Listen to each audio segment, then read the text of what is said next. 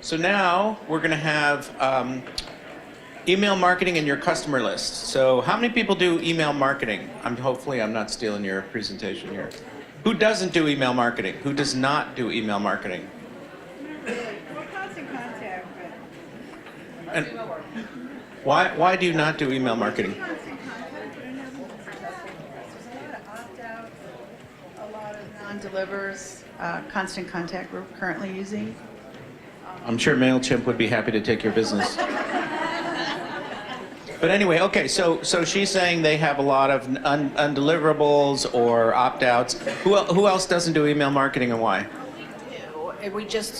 I have 16 locations and I want to mainstream it because everybody's using one uses constant contact, somebody uses something else, and I want to have one venue where I could take care of all my 16. So you want to have centralized data and you want to be able to do it all from one place. Okay, let's get a couple others. Try the button. Is it turned on? Can you hear me? Okay. Yes. Yeah, we can basically create lists within lists or segments so that you can control all the different locations separately, but also all together when you have kind of more of a universal, email marketing campaign set up. And, with the presentation, what I'm going to go over is more about why you do the email marketing and how to do it, and how to do it in a way that's convincing. So that's what. Okay, one or two other comments about unsuccessful email marketing or email marketing frustrations before he goes into his formal presentation. Okay. I guess the main reason we haven't done it yet is because we don't have a full-time marketing person that feels creative enough to do that, number one, but then also the email addresses that we've collected, I always wondered if we have to actually give them some sort of consent to let us just start emailing them, or if they've provided it, that means they've given consent. So, basically, the emails are managed by MailChimp, so, once you've hooked up your domain, they control the IP address that the emails are coming out of, and, your focus is making sure that these emails are resourceful and relevant, and not crossing any kind of boundaries with, re-adding to a separate MailChimp list the same emails that opted out or something like that, because MailChimp will actually kind of eventually pick up on that. But, the key with everything is with email marketing and MailChimp, you have a really easy interface and solution to automate everything. And that's the whole thing, is MailChimp is about automation. It's not even necessarily about emails. It's about coordinating everything so that you can actually analyze what is successful in your business and what maybe you shouldn't be doing. And, it's some trial and error, but putting too much pressure on yourselves about just sending an email, I can understand why it feels a little bit daunting, but, I'm going to go over in my slides exactly how to set this up so that it's easy for you guys. It'll be good for your customers, because your customers are wanting to know what your services are and how to be involved with you, but you have to find that balance and that execution in a very specific way. So, Okay. Take it away. Cool. So my name is Bradley Cummins. I was born and raised in Colorado, but I live in Miami, Florida, and I have an agency with my co-founder called WM Digital. It stands for Websites and Marketing, and instead of .com, we're .digital, because everything we do is digital. So I'm also a MailChimp partner. I learned about MailChimp when I went to school for web design and development, and it's just a really wonderful solution that basically allows you as a small business to automate all of your marketing tools in one place. Okay? So we'll start with convincing campaigns. This is going to focus a little bit more just on the email campaign itself, and then I'll take you through the journey of how everything interrelates. So the design and structure of an email. I'm just going to break it down really simple for you guys. It's less is more. So, don't be putting tons of written content there. It's to drive usually your customer to your website or whatever landing page that you might have. The idea is to get their attention, come up with something that's, going to impact them and that's relevant. and don't overwhelm them. You know, one of the big things that I love in digital is imagery. So there's so many different ways you can go with this, whether it's photography, animations, GIFs, editorials. So think about what your industry is and how your image is going to be projected, because whether it's your logo or it's the imagery that you use, people are going to look at that and then be able to decide how they trust you, you know, what your feeling is from it. Is it high end? Is it more of a universal email that you're going for? What's the market segment that you're looking in, and how to impact them and get their attention? So that's more of the visual structure of it. Then the written content has a lot more to do just with how you write, how you're talking to your customer, right? So being authentic, being passionate, and being straightforward. I think those are really important in being a business. They want to see that you're confident and that you know what you're doing and that you know what your services are. The language, obviously, very easy to understand. Don't get into any jargon. You know, speak their language, not yours. And don't be afraid to like add a piece of humor or you know, anything that is lively. I think people want to see that. They are, you know, when you watch commercials, that the impactful commercials that you see on TV are the ones that, you know, make a connection with you. So that's really important, and it's going to impact your customers. And then romance. So romance is something that I use a lot because everything can be romanced, right? Flooring, dentistry.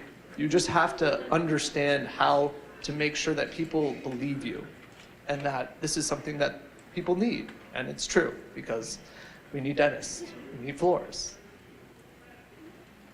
So this is the workflow that I kind of created with strategic coordination based on the small businesses that we help. And, you know, I kind of segmented them in two ways because there's a lot of emphasis recently on social media, but I think social media is extremely important. It gives you credibility, it gives you accessibility in a very easy way. But I find email marketing and word of mouth the most powerful. And email marketing is the most highest converting marketing tool you will have. So keeping that list and those emails in place and organized and evolving it is really important.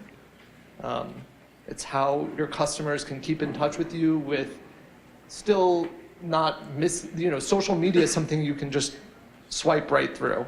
You can hide it very easily.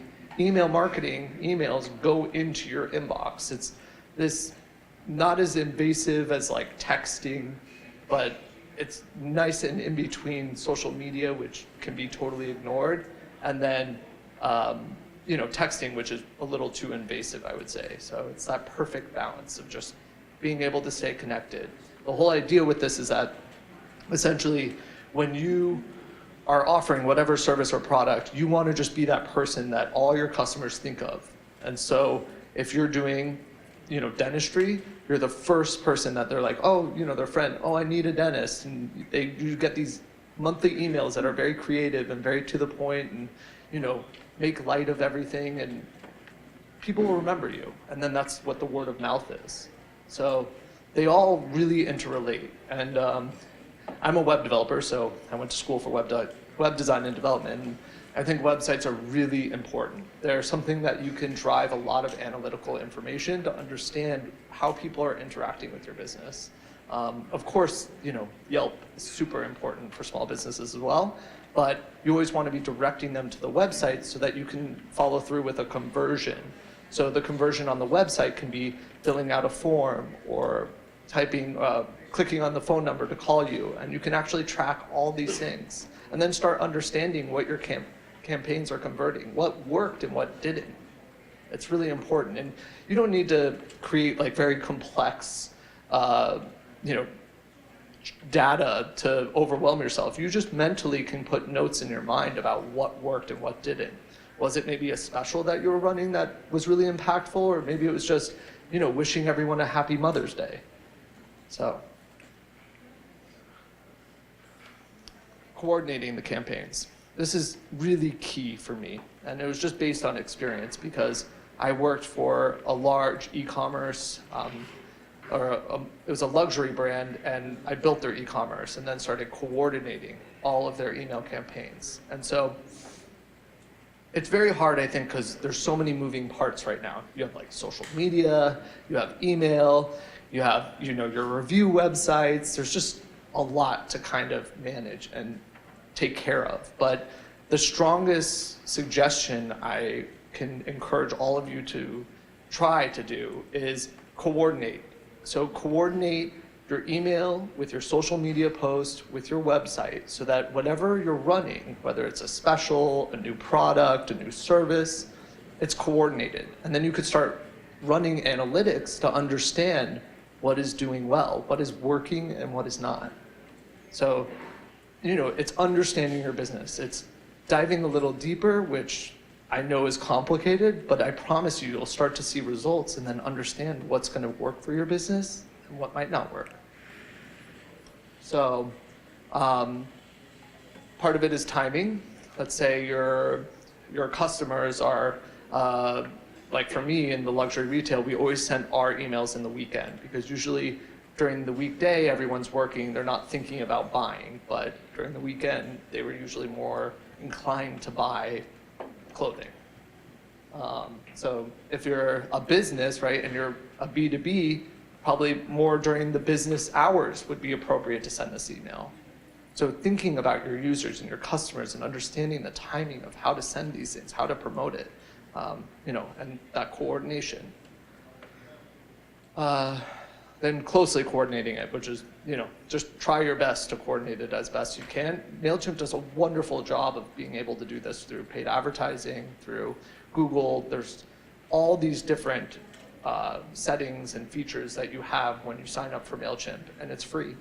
So for your first 2,000 emails, you don't pay anything.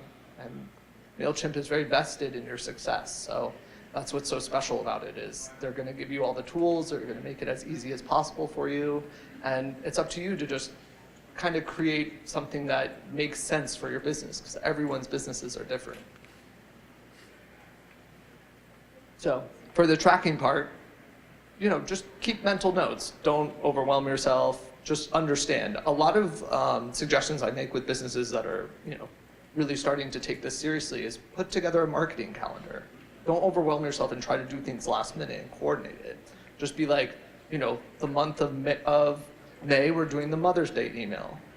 Send out the email, post to social media, update your website, see what kind of response you get. June, then it's the spring update, and just go through what's kind of universal and see what responses you're getting, whether it's a promotion or something that's just more kind of universal and connecting with your customer. Because the key is that you want to just be that person that they remember each time with whatever you're doing, whatever product or service you're offering. And then obviously, when you're getting a little bit more of a hang of it, you can dig deeper. Dig deeper into your analytics, understand what your open rate is, what your click rate is, right? So maybe you made the button blue, and the blue button actually resulted in more click rates than you've ever seen before. Well, keep the blue button, So there's simple things that I think really make a big difference for you as a business owner, and you can see results happening in front of you. This is not, the 1950s. We have analytics. We have so many different reportings that you guys can use, and it's mostly all free, whether it's with Google Analytics or MailChimp has amazing reporting. So you can go through all the different reports and understand, who clicked through, who went and clicked on your phone number versus your website versus a buy button, whatever it might be. So this was my case study. This was when I was working at this high-end boutique, and essentially we had all these easy boosts coming in, and everyone was going crazy. They were going ape over this stuff, and we weren't seeing the results we wanted. It was like we kept on running them, and they were very sloppy, and we would post one social media, but then the staff in the store would announce it to their clients 4 days later, and then the clients were upset about it because they saw that social media people found out before they did. So the key was for me to get my team together and sit down and come up with a coordinated campaign. And the coordination involved an email, an update to the website, a social media post, and then the word of mouth. All those things that I included in my graph. And to this day, this website's made millions and millions and millions of dollars. It's still the highest traffic rate because they never did it since I left. They didn't coordinate anything after that. I think we had like 10,000 unique users at once. So it was really, for me, an eye-opener in realizing, one, I wanted to go out on my own and start my own digital agency, and two, to start believing in what I'm seeing and understanding who my customers are and how to better serve them and impact them. So I think that's why, for me, MailChimp has been just this amazing partner and amazing solution for me to be able to empower my customers. Their interfaces for just being able to put together emails or set up some automation, it's very straightforward, and they have so much content for you to go through and learn about how to grow this business. A couple like little things that I could encourage you guys to do is, web is one of those things that's always changing, just like everything. But you want to understand your image and who you are and impact people. You have a couple seconds to basically get people's attention. So come up with some branding that's very poignant to who you are, whether you're, I'm bringing up dentists a bunch, but you have little teeth that maybe are little accents throughout it. People don't want to just like read through a ton of text. That's a lot of, responsibility on the user end. So make it fun. Make it so that people can go on. And one of the things I love doing is animation, so GIFs. And what I'll do is I'll get like a really cute little animation from their logo that like spins around or pops out, or we have one that it's called Glory Vodka, and it's literally a giant bullet, and you take off the top and you like take a shot, but their logo has a little bullet, and I ran the bullet through the logo and did this whole animation right when you land on the website for the email sign up. And it gets people's attention, and there's so many people who sign up just from that. So you're building this like relationship the moment that you start interacting with your customers and your emails and your social media. So make it impactful, make it consistent, and coordinate it.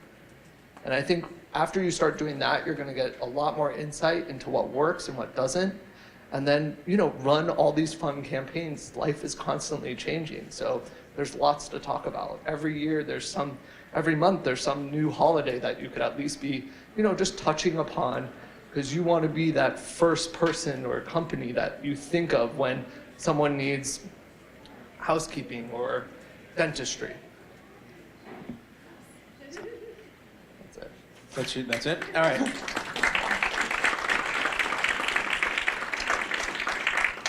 Okay, so you didn't say anything specifically about mobile, and I know that the most of the email platforms now automatically optimize emails for mobile, but what specific mobile tips would you give the audience? Because you guys probably know from your own experience, but may not know from data, that the majority of email now is opened on smartphones. It's well over 50%, maybe as high as 70% of emails are opened on smartphones. So if your email doesn't work on a smartphone screen, it's going to get deleted.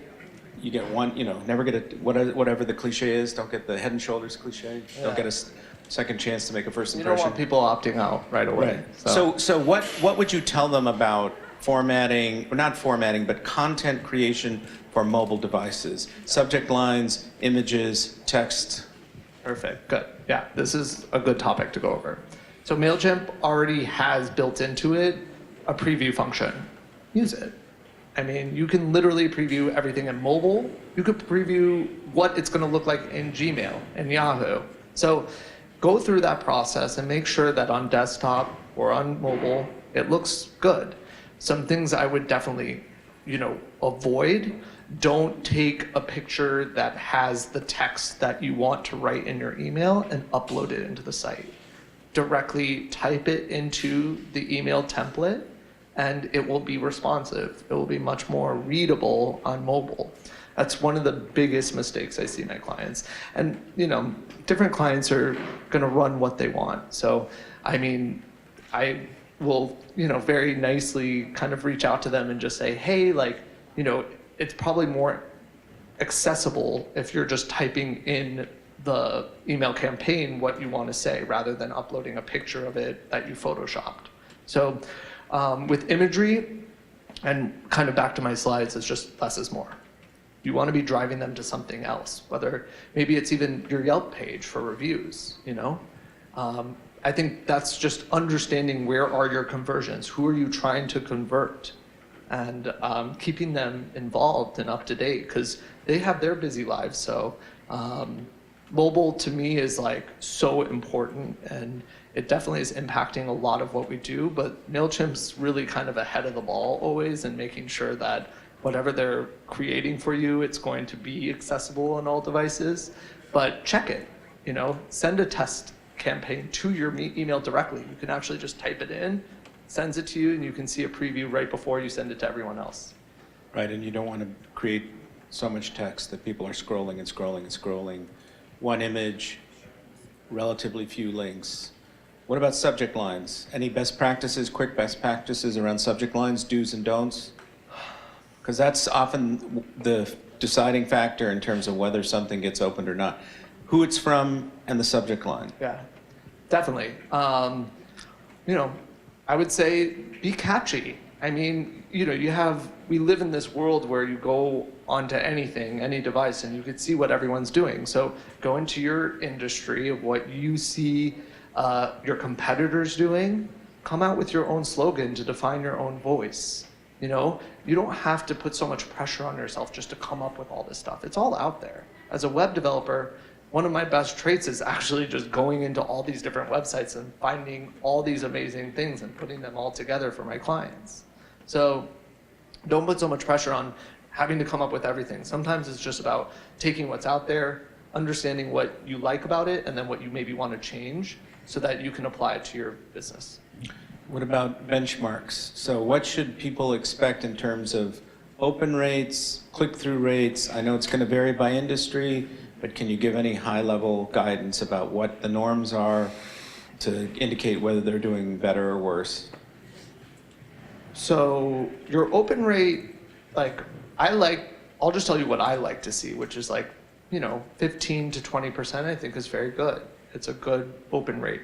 And what is open rate for people who don't know what that means? What does that mean? So an open rate basically just means that the person opened your email. And then a click rate means where they clicked on your website, or on your email, excuse me.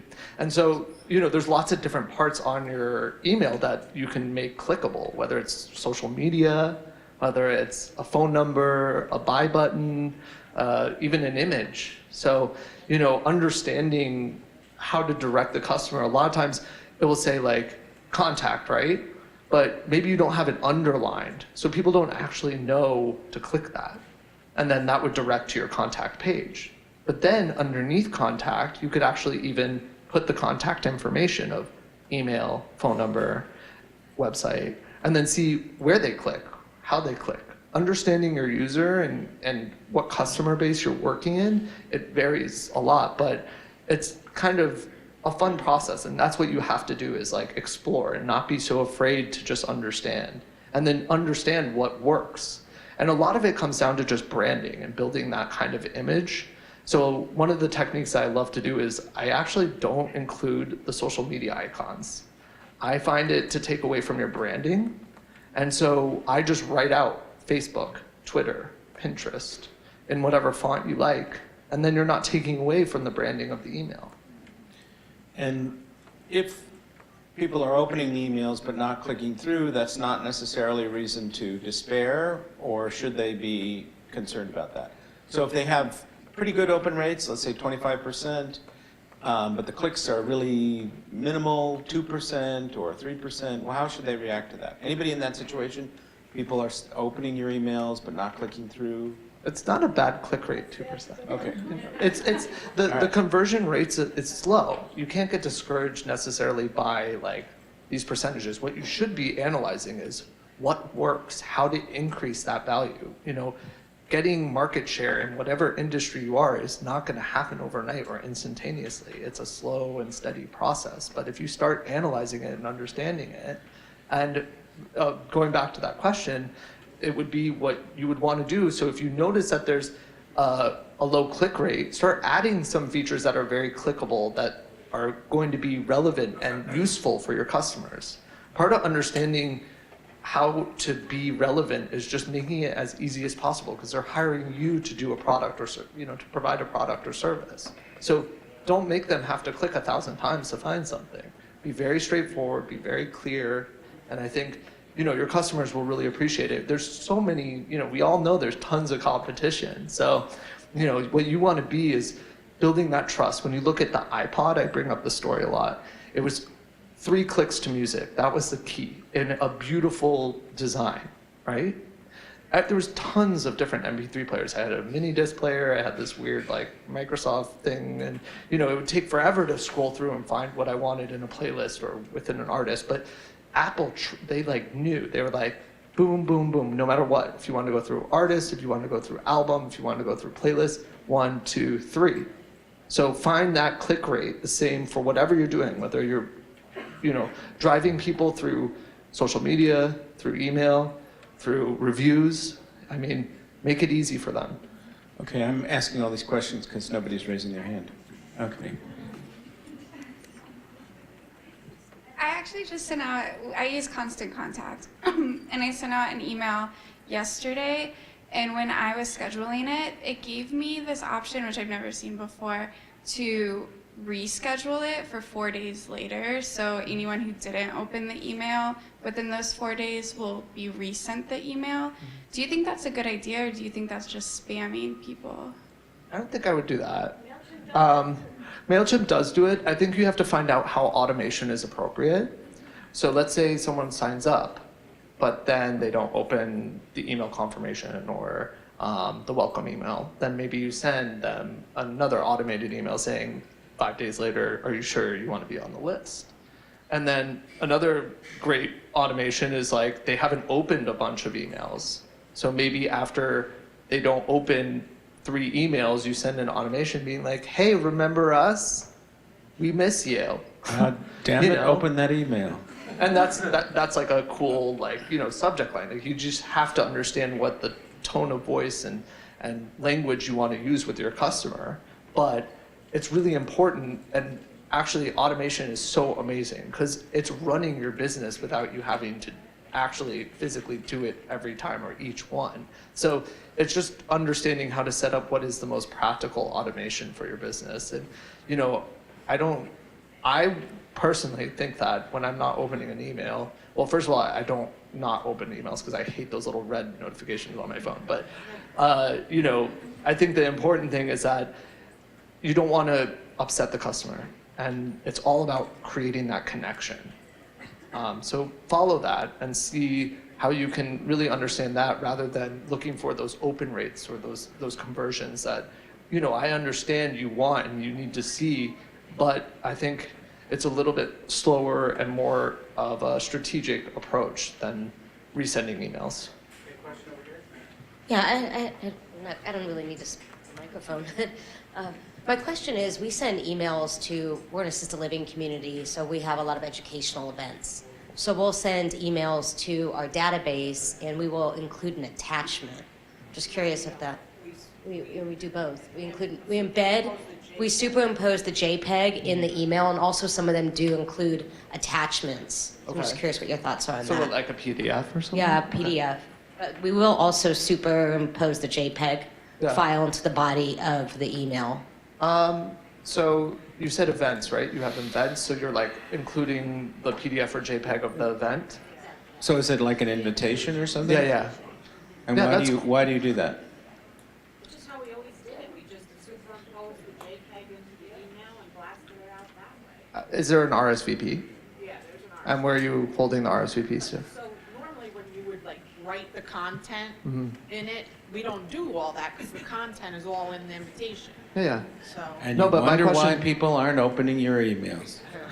My kidding. question is, how do you handle the RSVPs? Are you going through Eventbrite or now it's on the invite. It says an email address. an email address? So one of the things I love to tell all my customers is that let everyone do what they do best, right? So you want to know how many RSVPs you get so that you understand, you know, and you're not going to go through your emails and count how many people. So find a good event, you know, I think Evite is really good to find someone that can kind of control that and understand how many RSVPs are. And instead of linking it to a JPEG, you would link it to that page where it has the RSVP so that you could start controlling and understanding how many RSVPs there are. You can use Google Forms to do that too. And it's a simple process. Yeah, Google's great. Okay, all right, so let's do one or two more and then we're gonna go to Mary Elena. So I'm gonna throw the We were just kind of wondering, I don't think that there's an answer for this, but using Constant Contact or whatever, I get actually a lot of customers that get mad because I signed up for your email and I'm not getting it. I signed up, I'm not getting it. And I go in their subscriber list, they're there, it shows that it was sent to them, it's in their junk. Yeah. Is there any way to stop that from going straight to their junk when they actually are? There's definitely resources to help them, but it's kind of like my customers will be like, I can't log into my Instagram, can you help? And I'm like, well, I don't have access to your email, so, and we don't take that kind of sensitive information. Like, these customers probably, by accident or maybe on purpose, they marked it as spam at some point. And so now the email knows that this is supposed to go into spam and not their email. But I think there's definitely some ways that you can help them make sure that they get that email into their inbox. And I know at least with MailChimp, they have a very specific setup to make sure that, you know, their IP addresses aren't going into like a blocked spam list and stuff like that. So they monitor that for you. I can't speak on behalf of Constant Contact. To be honest with you, I've never used it. And I've been designing websites for 6 years and I've always used MailChimp. And it's just grown with me because, to be honest with you, now we're building websites that are apps. I mean, there's so much amazing stuff happening day in and day out. Final question here. Yep. I wonder if anybody else has this creeping feeling that we're oversaturated with email, and I'm kind of building off of this thought that the automated emails go into spam. So there's like two things. Are we oversaturated on email? And how do we de-spamify automated emails? Definitely, that's a good question. So take the second question. I'll answer the first question. The answer is yes. So second question. Yeah, no, it's a consequence of just technology and, lists being shared and your information being sold. I hate to be like that conspiracy person, but no, I think what you as a business owner need to understand is building authentic lists that are emails that really want to know about your business and feel like when they're getting that email reminder of whatever you're doing or that social media post that they see, it's relevant. And they're not, spamming you, they're not hiding you. And so my feeling on automation is if it's done properly, just like we talked about before with, if they didn't open it, you send it again. I don't know if that's the right automation. I think the right automation is something that has to come with you as a business and where your tactics are, but that if they haven't opened 3 emails, then you should set up an automation to say, hey, you still want me? I'm here for you, like something fun. And that might be the one thing that kind of switches them over. And to you, the most important thing is your customer list. Life gets crazy, people get busy. So you just need to have that little non-invasive reminder of, hey, we're doing this. We want to make sure that you always think of us because of what we do and who we represent. But you shouldn't do email in a perfunctory way like, oh, it's Tuesday, time for another email with content. You should do stuff that people are going to care about, that you really think reflects the value that you bring. Because, think about your own experience as a recipient of email. Everybody's getting billions of emails all the time from retailers and, all these sources. What do you pay attention to? You pay attention to stuff where you have a need, or where there's something provocative or interesting, or where there's some genuinely interesting content or information. It's not just, digital marketers get all fixated on, it's Tuesday at 3 p.m. we have to send our email out. We have to do these 5 pieces of content this week for Instagram because that's what the recommendation is. And you really have to think about the world from your customer's perspective. Why should they care about what you're saying to them? And if you can't answer that question, then you shouldn't send it out. I mean, you should really think about it. And your customer list is like a investment portfolio. You're building that list over the long term. It's arguably your most valuable asset. And so you should really treat it carefully and make sure that you tend it and don't abuse it and so on and so forth, you know? Make it really, that's just my personal view. You have to educate your customers. They're looking to be educated. They don't know about flooring or dentistry or any of these things. So, make sure that what you're explaining is very direct and to the point, but explain things to them. Because, just promoting something or throwing something out of them, it's not going to be as much as just educating them. Educate them a little bit in your industry in a fun way that is relatable without jargon or anything. But that's your blog or your website, right? I mean, the email itself can be a collection of links to third-party content, but the email itself is not a place to do any kind of really extensive education. Definitely not. Keep it short and sweet and then direct them. A lot of times I structure the emails so that it's like something you want to talk about, and then even below with the events, I like to list a couple events that we have, like where I'm speaking or, a meetup that we're having. So, just make it very short and to the point. Direct them to wherever else you want them to land, and impact them in a fun way that they understand that you're the specialist. They're on your email list because they want to know when they need flooring or they need dentistry, you're the person. This is the last one. It's not a question, it's more of a response, and correct me if I'm wrong, but I'm responding to the question about going into spam and how to educate your customers or patients or whatever. So much does go into spam, whether you intentionally want it to go there or not, and that by educating individuals to check their spam. You get that from an accountant, from a bank, from your doctor, from Neiman Marcus, from Coca-Cola, from everywhere. Check your spam, and that's something that's important when you have a business out there and you want to make sure they get your email that you're sending them. When they're signing up or have a sign on your counter, please check your spam and then be sure to include their email in your email contact list. Yeah. No, it's a nice tactic too. It is, but it doesn't always work. I mean, Well, people sometimes they want you to do everything, but you can't. Educating, but when you own like a small grocery store, in a sense, you can't Micromanage all these have spam. all these Yeah. people coming in and tell everybody that's signing up on your clipboard or this or that. So maybe if you have a good social media following and you get all these inquiries, you do a really fun post where you're like, hey guys, we've been hearing a lot that our emails are going into spam. Go into your spam file and uncheck us. We want to be, your grocery go-to. And be use your slogans, brand yourself, differentiate yourself. People need to remember you. It's very important. Okay, round of applause for Brad.